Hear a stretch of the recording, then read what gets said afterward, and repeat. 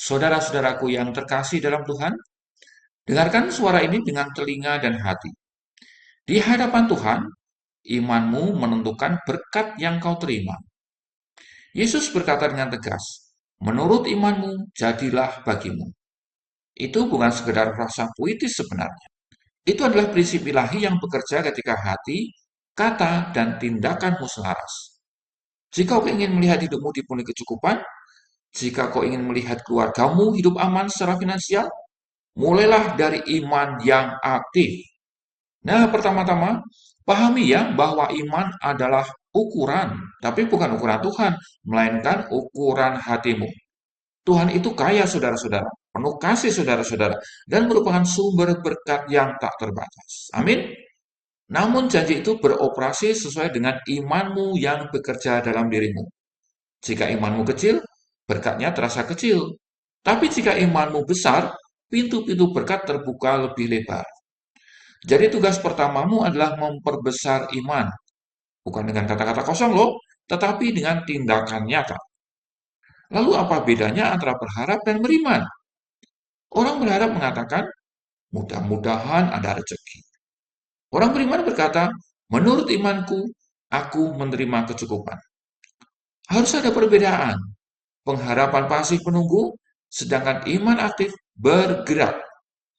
Iman itu berbicara, mengatur, dan bekerja. Ia memerintahkan pikiran untuk melihat kesempatan, lidah untuk mengucap kata-kata yang membangun, dan kaki untuk melangkah ke depan. Nah, sekarang pertanyaannya, bagaimana memperbesar iman itu ya, Mas? Ada tiga pintu yang harus kau buka, yaitu firman, lisan, dan tindakan. Kita mulai yang pertama, firman. Isi pikiranmu dengan janji-janji Allah. Baca dan renungkan ayat-ayat yang berbicara tentang pemeliharaan dan berkat. Nah, ketika firman masuk, ia menata ulang pola pikirmu dari kelangkaan menjadi kelimpahan. Firman sejatinya adalah bahan bakar iman. Yang kedua, lisan. Ucapkanlah kata-kata yang selaras dengan iman. Banyak orang merusak berkatnya dengan kata-kata misalnya gajiku kecil, atau tidak ada peluang, atau aku selalu kekurangan, dan lain sebagainya. Bahasa seperti itu menabur hasil yang sama. Jadi mulailah bicara sebaliknya. Tuhan menyediakan bagiku. Nah, gitu. Kesempatan selalu datang padaku. Nah, begitu. Atau menurut imanku, aku menerima kecukupan. Ulangi kata-kata seperti ini sampai hatimu bisa menerimanya. Dan yang ketiga adalah tindakan. Iman tanpa perbuatan adalah mati. Amin. Jadi setelah engkau membaca firman dan mengubah ucapan, lakukan tindakan kecil yang konsisten. Atur anggaran, sisihkan bagian pertama dari penghasilan untuk tabungan atau investasi. Lalu ambil kursus yang meningkatkan nilai dirimu. Dan buat sumber pendapatan tambahan. Tindakan-tindakan ini adalah bukti iman. Langkah-langkah yang membuat pernyataan imanmu menjadi nyata. Nah, sekarang dengar ini. Satu prinsip ya. Menurut imanmu, jadilah bagimu. Hal ini bukan berarti Tuhan hanyalah mesin pengabul doa berdasarkan intensitas emosimu. Bukan begitu. Itu artinya Tuhan bekerja melalui iman yang nyata. Iman yang menata hidup, menggerakkan pilihan, dan membuka pintu peluang. Iman sejati tentunya mengubah karakter, mengubah kebiasaan, dan cara kau mengelola berkat. Di samping itu, ada pula rintangan yang harus kau singkirkan, yaitu ketakutan, kecemburuan, dan kebiasaan boros. Ketakutan pasti akan membatasi tindakan. Kecemburuan akan membuatmu membandingkan perjalananmu dengan perjalanan orang lain. Dan konsumsi yang berlebih-lebih akan menguras tabungan yang seharusnya menjadi modal bagi masa depan. Nah, untuk menang, kau harus disiplin, yaitu buat anggaran, hidup sesuai kemampuan, dan alokasikan sebagian untuk berbagi atau memberi. Karena memberi adalah bahasa iman yang menunjukkan bahwa engkau percaya bahwa ada cukup untuk dibagikan. Nah, sekarang saya akan mengajak kamu semua untuk masuk ke langkah-langkah praktis yang bisa kau laksanakan mulai hari ini. Satu, tuliskan pernyataan iman keuangan. Maksudnya begini, buatlah satu kalimat yang mencerminkan visi. Misalnya, menurut imanku, aku menerima kecukupan untuk kebutuhan keluarga dan untuk menjadi berkat bagi orang lain. Nah, kemudian bacalah tulisan itu setiap pagi dan malam, sampai kata-kata itu sungguh-sungguh meresap di hatimu. Yang kedua, atur prinsip beri, tabung, invest. Ya, beri, tabung, invest.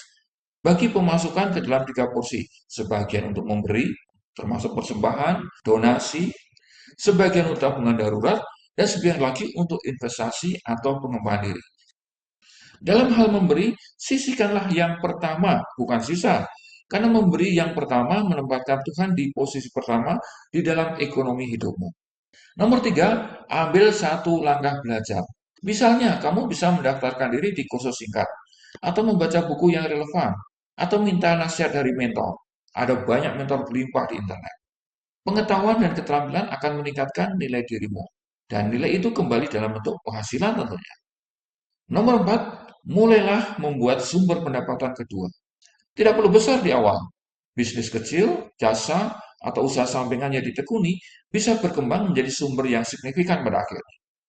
Multi sumber memberi kestabilan dan membuka lebih banyak peluang. Lakukanlah itu. Nomor 5, catat jawaban-jawaban kecil yang muncul dari iman. Buatlah jurnal syukur, tulis setiap hari satu hal yang sekiranya merupakan jawaban iman dan hasil usaha yang kau lakukan. Ini akan memperkuat keyakinanmu saat badai datang. Dan di video ini saya juga akan mengingatkan tentang pentingnya integritas. Saudara-saudaraku, integritas adalah pondasi. Cara kau mencari dan mengelola berkat menentukan berkat yang akan menetap. Kejujuran, kerja keras, dan tanggung jawab akan menarik berkah yang tahan lama. Jadi kalian jangan tergoda dengan jalan pintas yang mengorbankan nilai. Karena keuntungan sementara bisa membawa kerugian jangka panjang. Nah sekarang saya akan memanggil kalian untuk bertindak. Selama 30 hari ke depan, pegang pernyataan iman kalian. Lakukan alokasi, memberi, tabung, invest. Dan ambil satu tindakan nyata setiap hari, sekecil apapun tindakan itu. Pada hari ke-90 atau setelah 3 bulan, evaluasilah berapa banyak yang berubah dari dirimu. Saya jamin, kebiasaan kecil yang konsisten akan mengubah pola hidupmu dan membuka pintu berkah. Begitulah, dan marilah kita akhiri dengan doa singkat sebagai tindakan iman. Tuhan, menurut imanku, jadilah bagiku. Ubah pikiranku dari kekurangan menjadi kelimpahan.